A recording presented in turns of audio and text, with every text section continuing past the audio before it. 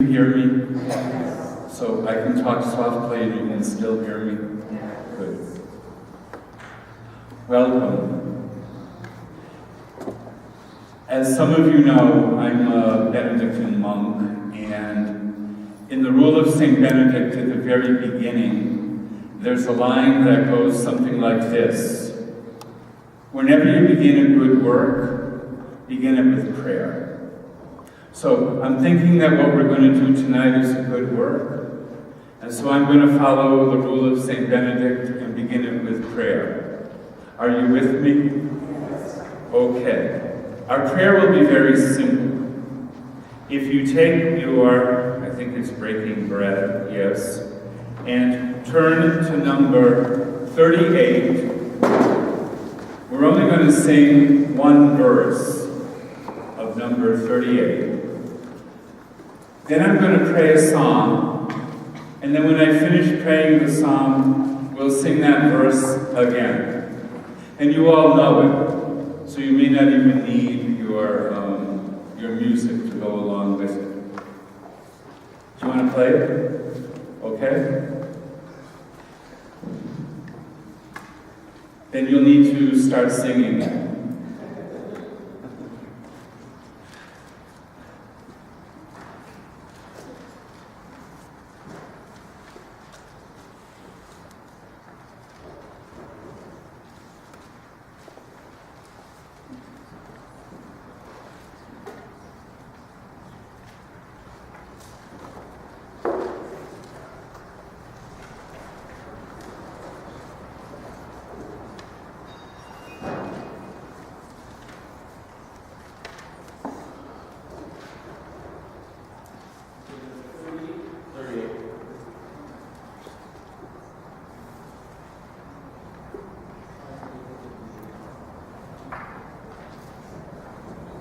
I'm sorry, I should have told you ahead of time.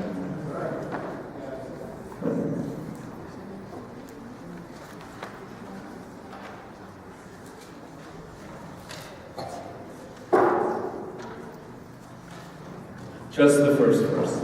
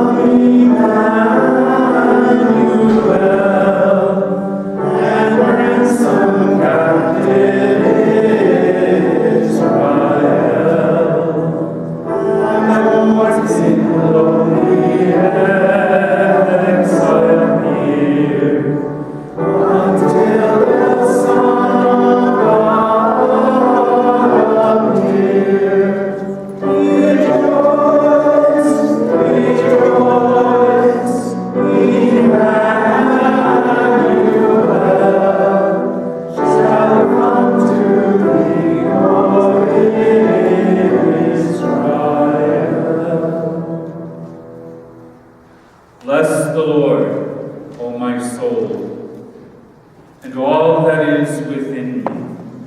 I bless your holy name. Bless the beloved, O my soul, and remember the goodness of love. You forgive our stubbornness. You heal our disease. You save us from the snares of fear. You crown us with steadfast love and mercy. You satisfy our every need and renew our spirit like the eagles. Through you comes peace and justice for all who are oppressed. You make known the pathway of truth and guide us on the way. You are merciful and gracious, quelling our anger with your patient love. You love us more than we can ask or imagine. In truth, we belong to you, for you understand us, requiting us not according to our ignorance and error. As far as the heavens are high above the earth, so great is your loving response toward those who are humble.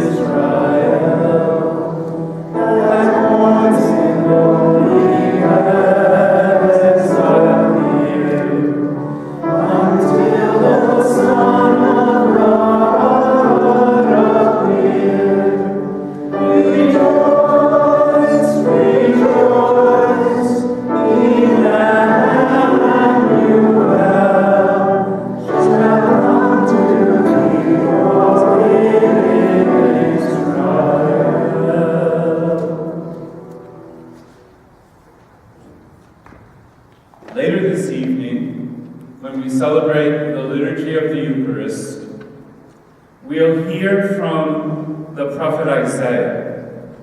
Right now, I'm only going to read a very short portion of what we'll hear tonight. A highway will be there called the Holy Way.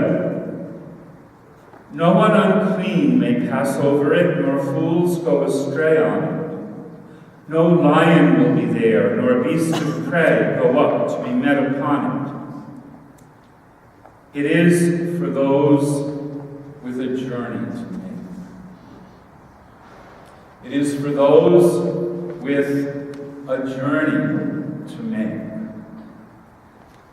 All of us, by the very fact that we're human beings, are on a journey. We can call it the journey of life.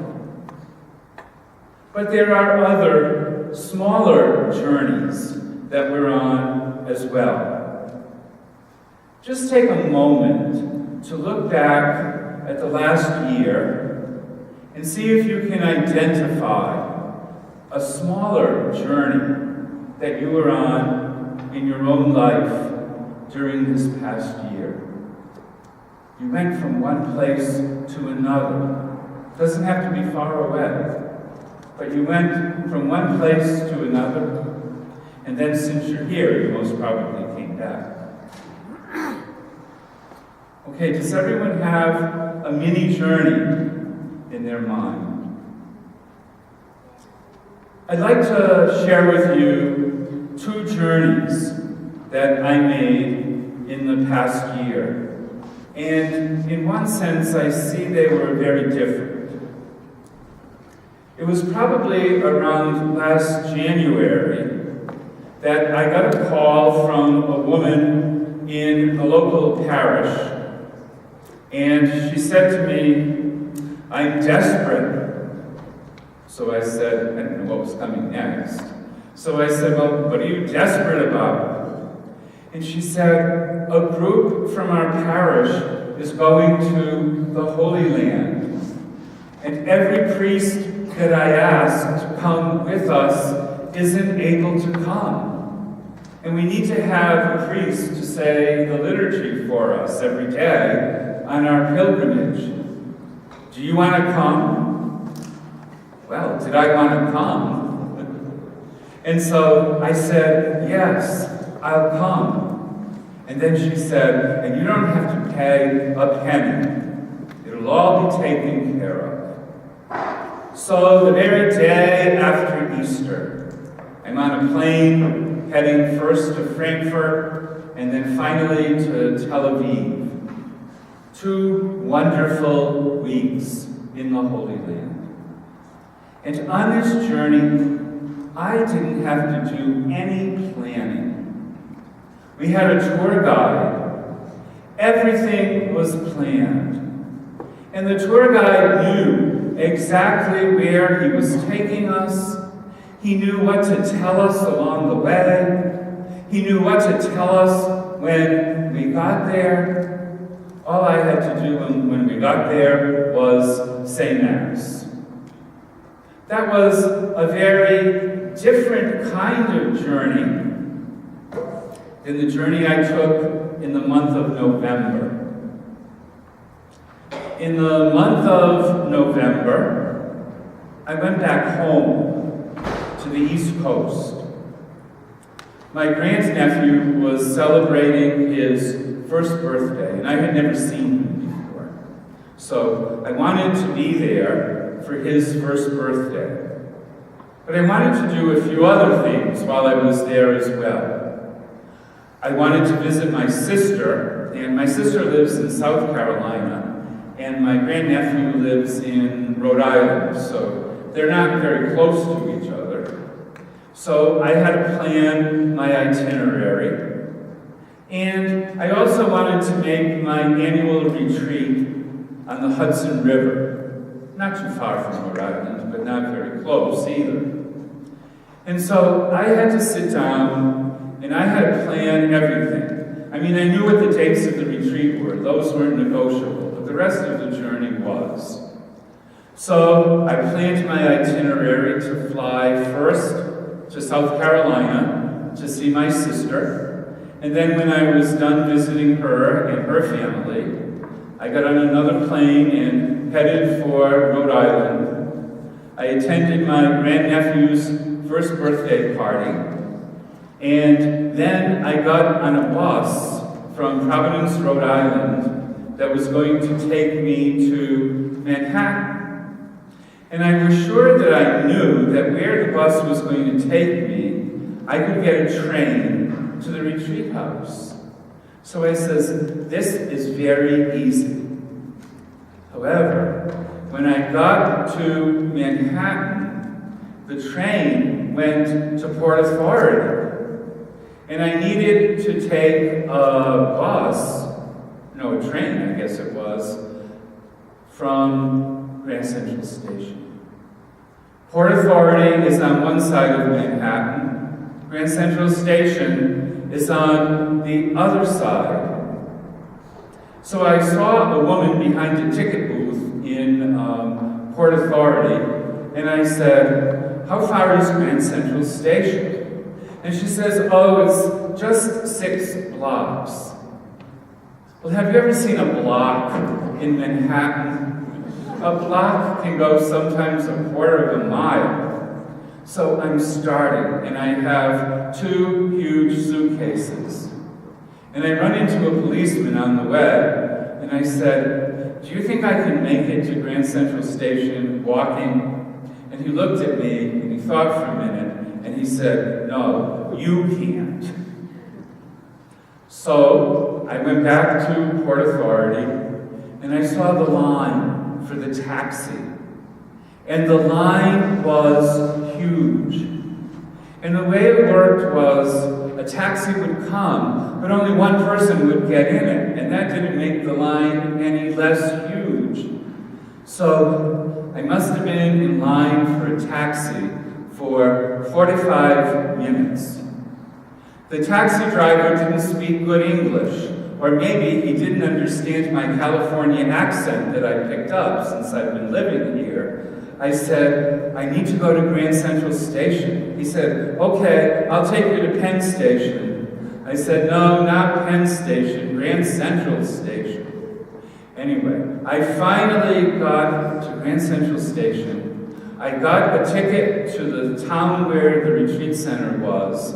When I got off of the train, there was a shuttle waiting to take me to the retreat center that I hadn't even called. And I was not that late. I missed the opening session at 5 o'clock, but I got there for supper. That was the main thing. I was a happy camper. But my point is, that journey was very, very different than the journey to the Holy Land. On the journey to the Holy Land, everything was provided. On this journey, I had to make all of the arrangements, and although for the most part I think I did a good job, on some parts of it I really didn't. And so I just had to rely on other people, like policemen who told me, no, you can't do it.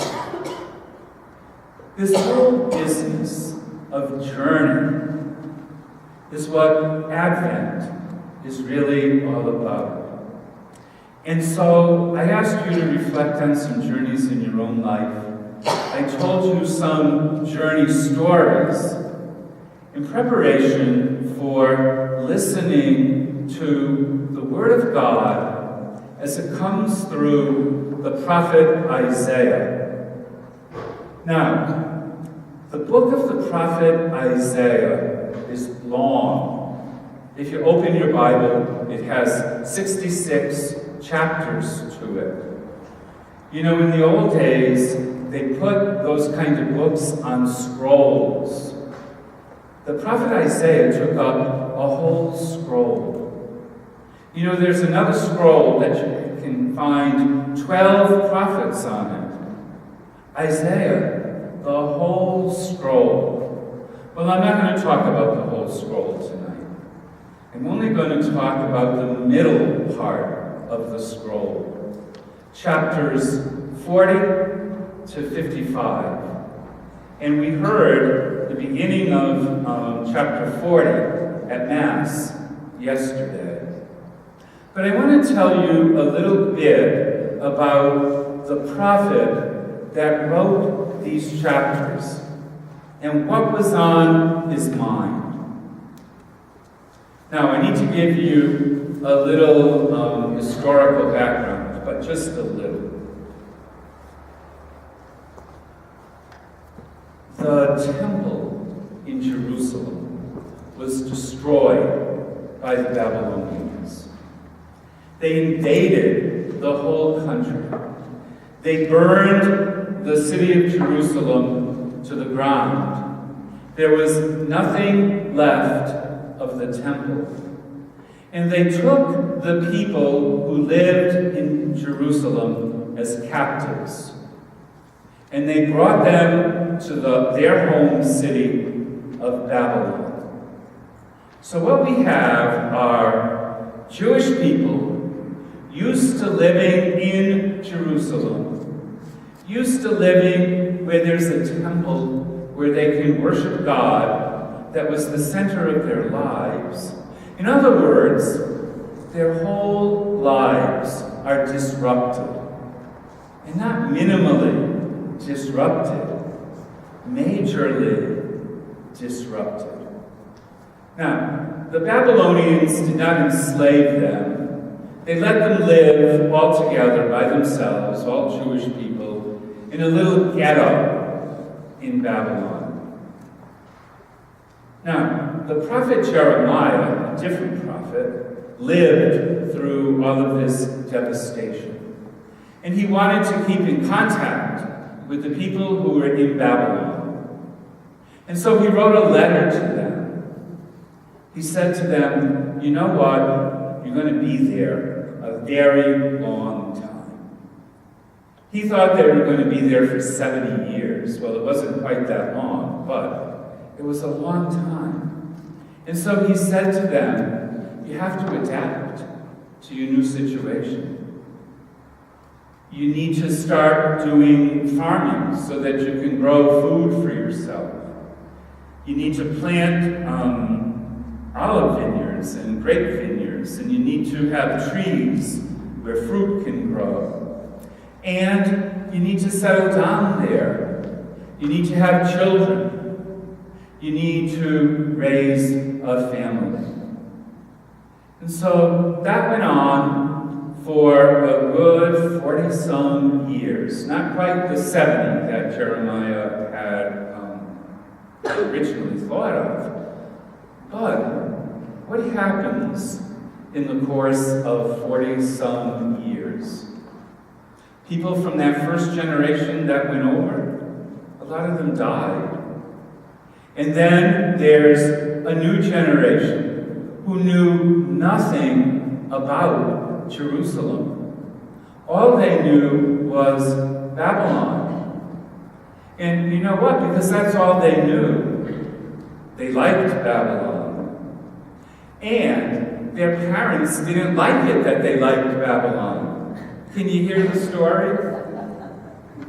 Now, a prophet arose who began looking at the signs of the times. And one of the things that he saw was the Persians were on their way, and the Persians were going to defeat the Babylonians. And whenever the Persians defeated another nation, and that nation had enslaved people, the Persians sent the people home. And so, this prophet, who wrote chapters 40 to 55 of the book of Isaiah, begins telling the people, I have good news for you. You're going to be released from your captivity. You're going to be able to go home. And it's going to be wonderful. Now, when this prophet started preaching that word, it was received in a mixed way. The elders were very, very happy at this news. They were going to go back to their own city, and even though it had been destroyed, they were going to rebuild it. And they were going to rebuild the temple. And they thought life was going to go back the way it used to be. Well, we know that doesn't happen, does it? Do any of you who are my age remember Barbra Streisand and Neil Diamond singing to one another, "You don't bring me flowers anymore"? You remember that? And in that song they sing to each other, "Used to be's don't count anymore." There's a lot of truth in that. Used to be's don't count anymore. The younger generation did not want to go back. Why go back to a place that they never lived in? Why go back to a place that was a heap of ruins? And you know, they looked at the older generation and they said, these people are starting to get a little senile wanting to go back there. And yet, the prophet Isaiah wanted the people to see that it was God's doing, not the Persians. It was God's doing that they go back. Now, if you've ever read chapters 40 to 55 in the book of the prophet Isaiah, the poetry is beautiful. It's beautifully written. And the prophet Isaiah is very good at persuading the people. When I was studying Old Testament, I had a professor who was writing a book on these chapters of the prophet Isaiah, chapters 40 to 55. And he needed to come up with a title for his book. He also loved Shakespeare. And Shakespeare has a sonnet with a line in it, fair spoken and persuading. And Father Dick Clifford, who was writing the book, said, aha, I have the title for this book from Shakespeare. These verses in the prophet Isaiah are fair spoken, beautiful poetry, and they're very, very persuasive. Yes, it was persuasive enough that a significant number of people were persuaded to return. Not everybody, but a significant number of people were persuaded to return. One of the images that Isaiah used in these chapters was the image of the journey. The people had a journey to make. Babylon is far from Jerusalem. It's not right next door. And it's not easy to get there. Not easy to get there at all. There's one mountain range after another between Babylon and Jerusalem. And so, the people who are going to be making the journey, first of all, they had to be in good physical shape, because the only way you could go would be by foot. It would be impossible, to go by horse or anything else through a lot of that very rugged terrain. Besides there being mountains along the way, the land between Babylon and Jerusalem was extremely arid. It was a desert. There was hardly anything growing there. And more importantly, there was very little water. Now, Isaiah knew all of that. The people knew all of that as well, but they still went. What Isaiah did, he began to speak of the return journey in poetry. Now we know poetry is not literal, and that's important for us to realize. So one of the things that Isaiah said is there were a lot of valleys that they would have to cross. Isaiah said, "Every valley shall be filled in." Have you heard that before? Every valley shall be filled in. And then there were mountain peaks. Isaiah said, "Every mountain shall be laid low." That was not literal.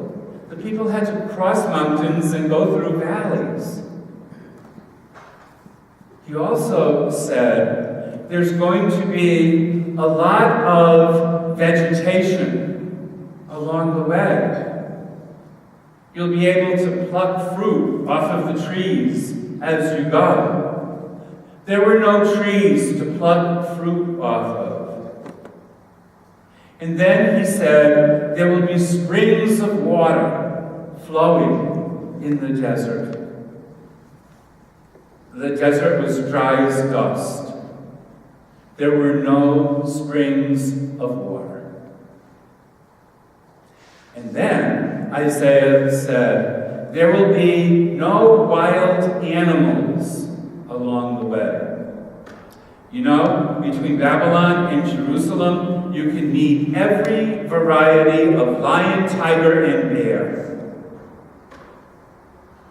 Every variety of hyena, every variety of jackal and coyote and whatever else. Isaiah said, no roaring lions. What is Isaiah getting at? He's a poet. He's a prophet. He's not speaking literally. There's more than one kind of journey to be made. Yes, there was the journey from Babylon to Jerusalem. And as rugged as it was, many people made it. Of course, it was their faith that God would sustain them along the way that brought them there. But Isaiah is saying something even more significant. He's saying that the real journey is not the journey on foot. The real journey is not putting one foot in front of the other and arriving at Jerusalem. that way. The real journey is a journey of the heart. It's a journey of the heart. And that's the real significance of Isaiah for us at this Advent season. Advent is a journey that we need to make to the center of our own heart. Are you with me? Now, all of that kind of symbolism that Isaiah was talking about exists within us. It exists within our own inner spiritual landscape. You and I all have mountains within us. And what those mountains often do is they become barriers to our ability to reach our heart. You and I all have valleys within us. And you and I get stuck in those valleys on the way to the heart. How many have been stuck in an inner valley? Anyone who's lived past 35 has been stuck in an inner valley. You people have to wait. Yes. We get stuck as we, in a sense, explore our own inner life. Wild animals just don't exist in the territory between Babylon and Jerusalem. We all have wild animals within us. You don't show your wild animal when you're in church, do you? But there are times when your wild animal does come out. Who has not at one time or other in their life lashed out in anger at another person? Isn't that your wild animal? And sometimes what's even worse, our wild animals inside lash out at ourselves. Have you had that experience? Sometimes we call it sadness. Sometimes we call it depression. Sometimes we call it anxiety.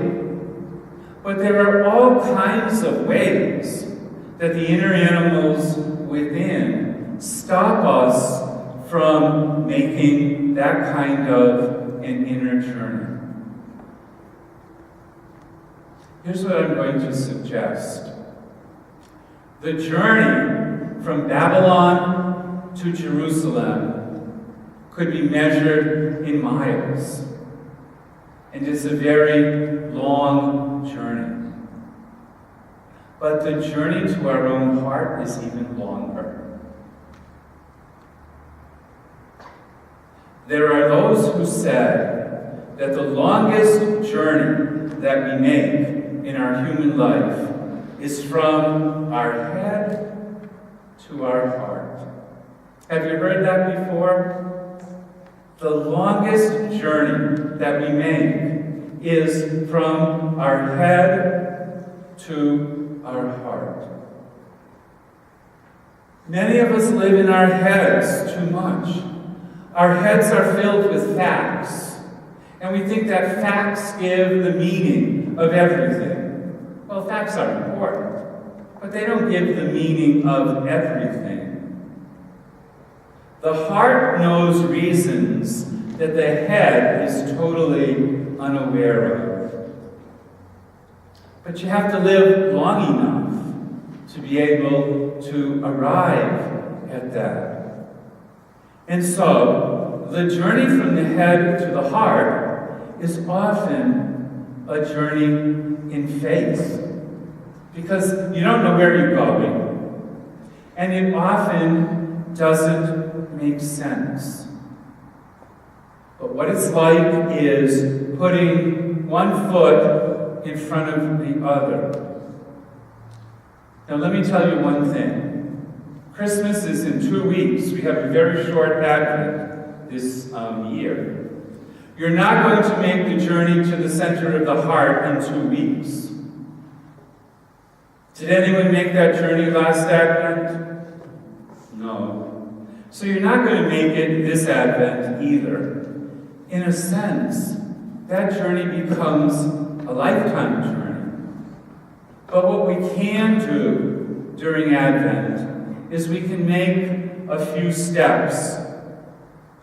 A few steps away from the head, a few steps into the heart, a few steps to where the new life is going to be born. Because that's what we're looking for. We're looking for the new life that's going to be born within us. I mentioned my Old Testament professor. Now I want to mention my moral theology professor. Her name was Sister Mary Amel. Whenever you have a professor whose name starts Sister Mary, Sister Mary whatever, you know she's going to be tough. Those Sister Marys were the toughest of the professors. I took Sister Mary Amel for introduction to moral theology. I had to take one more course in moral theology. I thought I was done with her. I went to the catalog to see who was teaching the next level. There was no one else teaching the next level except her, and it was time for me to graduate. So I had to have her for another course as well. I survived. Mary Amel was one of the ones who had these one-liners. You know those kind of people, they just will say something, just a few words.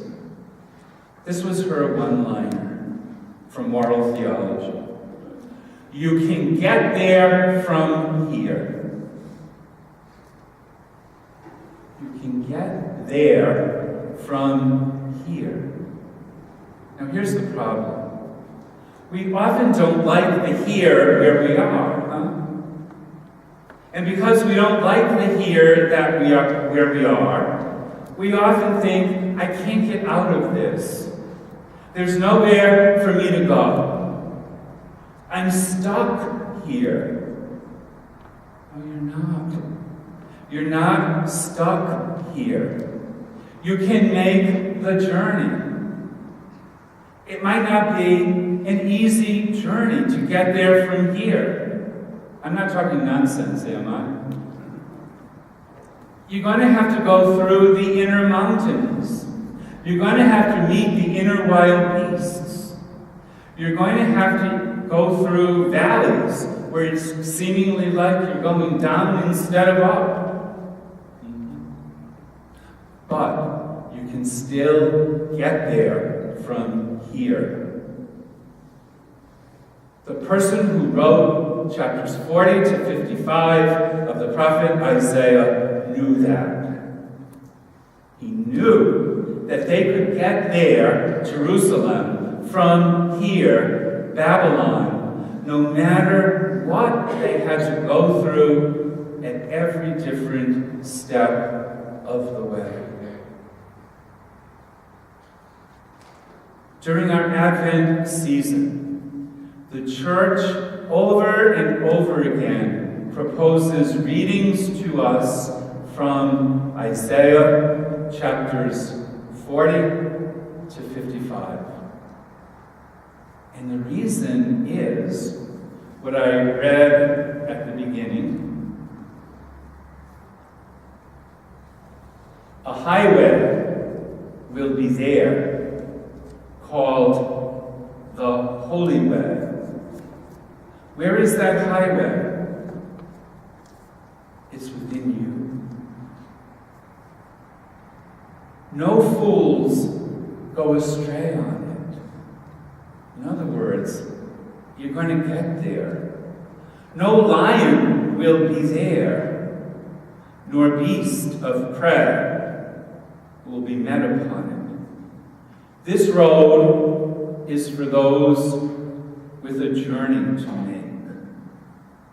And on it, the redeemed will walk, Those whom the Lord has ransomed. Ransomed from what? Ransomed from captivity in Babylon. They will enter Zion singing, crowned with everlasting joy. You are not in exile in Babylon, but you're in exile. We're all in exiles in a sense of our own making. Have you ever heard that you are your own worst enemy?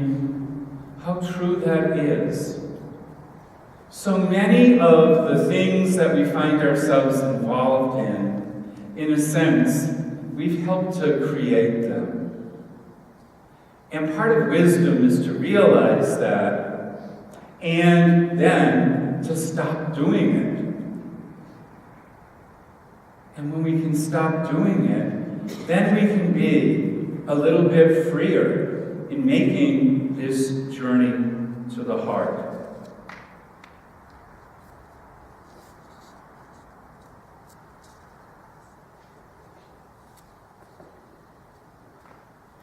Okay, I have just some key words on the board here.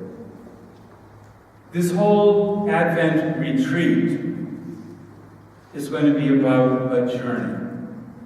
Talk more about it tomorrow. But do you get the sense of journeying from tonight? Isaiah 40 to 55, in a sense, is the handbook for making the journey. What Isaiah is doing in chapters 40 to 55, he's persuading people that the journey is worth making. To put it in everyday language, don't stay stuck where you are. Move into a new future. God has something new in mind for you. But if you don't move toward it, you'll never discover it. Isaiah is talking about the end of the physical exile of the Jews in Babylon on one level. But on another level, he's talking about the exile that we've all put ourselves in, or sometimes we put one another in. How many here have been Catholic for a long time? Long-time Catholics. Okay, all of you long-time Catholics know the Hail Holy Queen, don't you? Hail Holy Queen, Mother of Mercy, our life, our sweetness, and our hope. To thee do we cry, poor, banished children of Eve. To you do we send up our sighs, mourning and weeping in this valley of tears. We don't want to stay mourning and weeping in the valley of tears. We want to make a journey that's going to take us into what the New Testament calls a new creation. During Advent, every Advent, we sing what we sang at the beginning. O come, Emmanuel, and what? Ransom captive Israel that mourns in lonely exile here forever? No, until the Son of God appear, which obviously is a reference to Christmas, isn't it? Okay. Have we started our Advent retreat? Do you have a sense of journey? Okay, tomorrow we're going to continue, but rather than staying with Isaiah 45, but in a sense, he's the foundation, we're going to look at Mary. At first I was going to look at John the Baptist, but I'm making a shift. Tomorrow is what? Our Lady of Guadalupe. So that would be a good day to look at Mary. And then on the last day of the retreat, We'll look at John the Baptist. How does that sound? Okay. We're going to then do two things before we have Mass. We're going to have a closing prayer, similar to our opening prayer. And so can you do O come at the beginning and the end? And then I'm going to take questions. And I might give an answer.